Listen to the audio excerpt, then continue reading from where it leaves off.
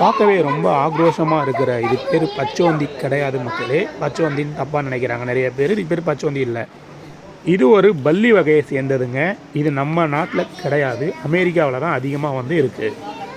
இதனோட உணவு பார்த்தீங்க அப்படின்னா காய்கறி வகைகள் தாங்க அதிகமாக வந்து இது சாப்பிடுமா. இந்த பல்லி வகையை பார்க்கும்போதே கொஞ்சம் வந்து ஒரு டெரராக இருக்குங்க. இந்த பல்லி சுமார் ஒரு 2 மீட்டர் வரலும் வளருங்க. இதனோட வெயிட்டு 4லேருந்து 6 கிலோ இல்லது ஒரு 8 கிலோ வரலும் கூட இருக்குமா வெயிட்டு. அது மட்டும் இல்லைங்க, இது வந்து ஒரு 20 வருஷம் வந்து லைஃப் இருக்குமா ஃபுல்லாக. பொதுவாக இது 10லேருந்து ஒரு 30 முட்டைகள் வந்து இது பண்ணுவாங்க. முட்டையிலேருந்து ஒரு சின்ன பல்லி வெளில வர்றதுக்கு ஒரு 90லேருந்து 120 நாள் ஆகுமா.